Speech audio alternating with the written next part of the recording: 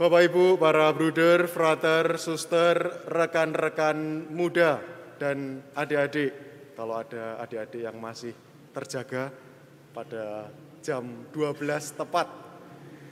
Pada kesempatan malam ini kita bersama-sama bersyukur.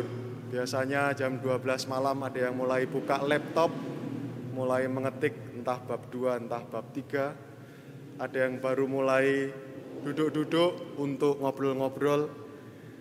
Ada yang mungkin sudah terlelap juga, ada yang melakukan pekerjaan-pekerjaan kantor untuk diselesaikan, atau kegiatan yang lain. Tetapi malam hari ini spesial kita berkumpul untuk bersyukur bersama. Dan kita mendengarkan dalam Injil 2 kali didengarkan supaya kita menjadi pemberani. Sing kwendel, be brave. Janganlah kamu takut, kata malaikat. Jangan takut, kata Yesus. Jadi orang Kristiani tidak perlu takut, sebab kita punya Tuhan yang hidup, Tuhan yang bangkit. Karena itu momen syukur kita sekaligus sukacita bersama di tengah-tengah barangkali kerapuhan, barangkali kelemahan, kekhawatiran, ketakutan, atau kegelisahan yang kita rasakan masing-masing dengan bentuknya. Entah tentang keputusan harian, tugas-tugas yang perlu segera diselesaikan, pilihan-pilihan penting yang kita buat dalam perjalanan hidup, keruwetan atau kebundetan harian yang kita alami, kita diundang untuk tidak takut. Karena apa? Karena Tuhan kita, Raja yang berani memilih keledai pinjaman, guru yang berani memilih membasuh kaki para muridnya, Tuhan yang rela memberikan diri untuk kita, Dia sudah bangkit. Dan kita diundang untuk bangkit pula. Dan mengutip pesan Paus dalam perjumpaan dengan kaum muda, dan juga Bapak Ibu yang berjiwa muda pada malam hari ini, bruder, frater, dan suster, dikatakan, Kristus hidup, Dia adalah harapan kita, dan dengan cara yang luar biasa, Dia membawa semangat muda, kebaruan ke dalam dunia kita.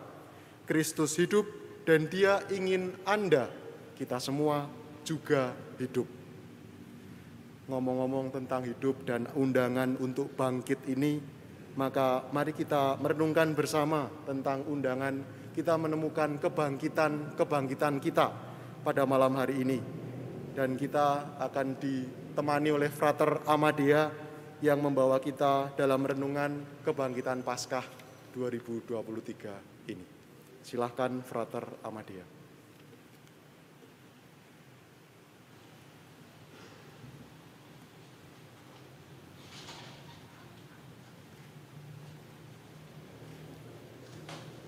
Rekan-rekan muda, saudari-saudara, juga teman-teman yang berjiwa muda dan yang pernah muda.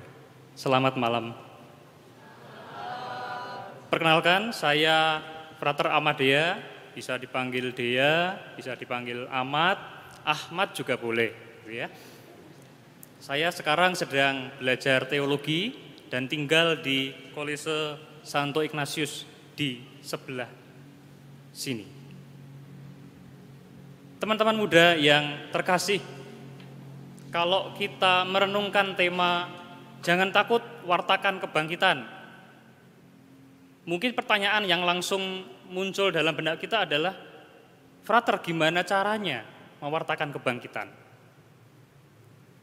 Tapi sebelum itu saya ingin mengajak teman-teman semua untuk merenungkan lebih dahulu tentang kebangkitan.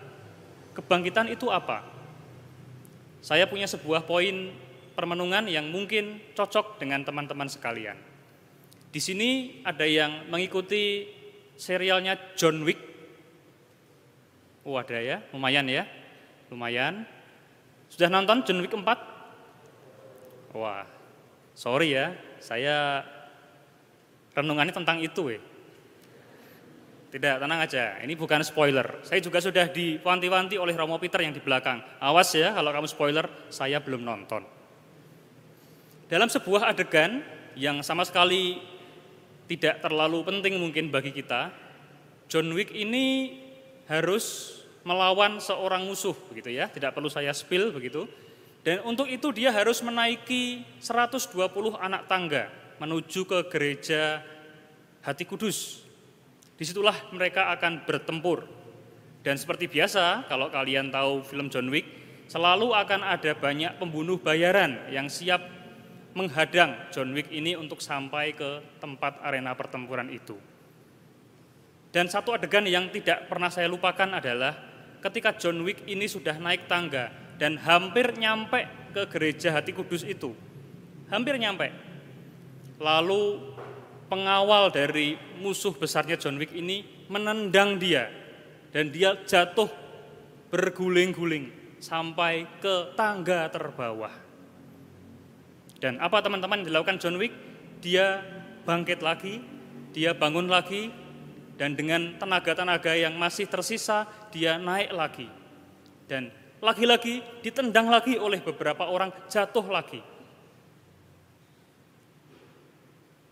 Lalu akhirnya seperti apa? Nah itu, silahkan tonton sendiri. Nah, teman-teman, apa yang mau saya sampaikan di sini? Pernahkah teman-teman dalam hidup mengalami kurang lebih sama seperti yang dialami oleh John Wick ini? Kita menginginkan untuk hidup lebih baik, tetapi yang terjadi malah jatuh dan jatuh lagi. Mungkin ketika kita membuka Instagram atau TikTok gitu ya, kita sudah tidak ingin envy atau tidak ingin merasa insecure dengan apa yang menjadi pencapaian teman kita. Tapi begitu kita lihat Instagram, di story, langsung kita jatuh lagi dalam hal yang sama. Barangkali kita ingin bebas merdeka, ingin sembuh dari kecanduan-kecanduan kita. Kecanduan game online, kecanduan medsos. Di sini ada yang kecanduan judi slot? Enggak ada ya, sorry, berarti bukan buat sini ya. Kecanduan nonton drama, entah Korea, entah drama apapun itu sampai pagi. Atau bahkan mungkin kecanduan yang lebih serius, kecanduan pornografi, atau kecanduan seks. Pernah enggak kita ingin bebas dari situ, tapi yang terjadi justru kita jatuh dan jatuh lagi. Nah, teman-teman,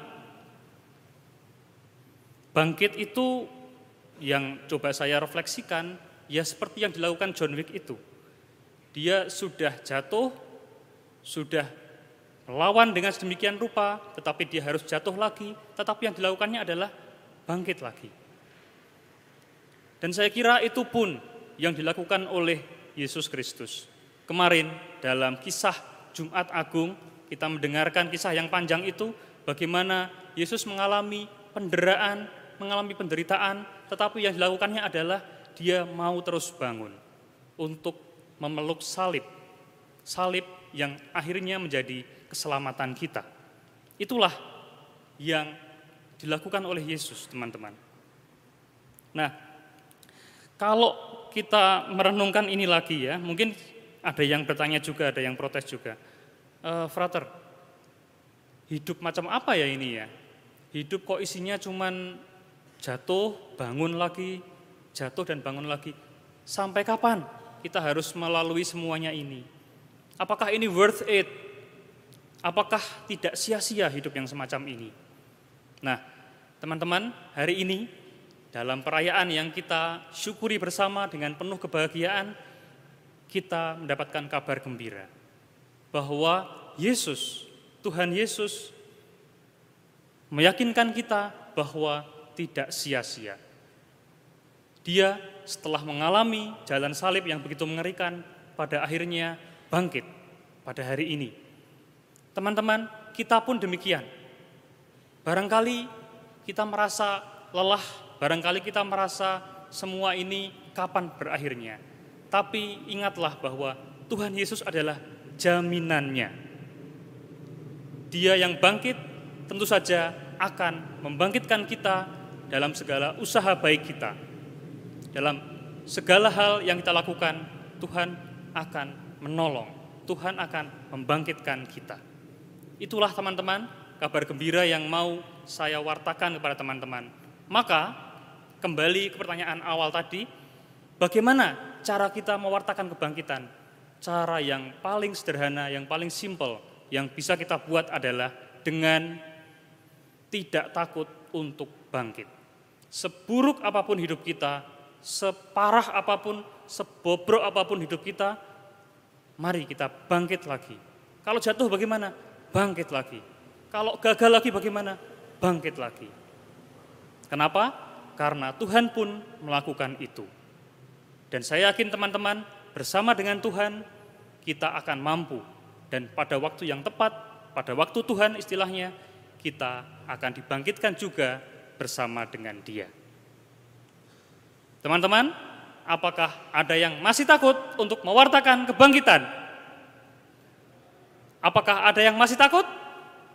Semua berani? Selamat Paskah.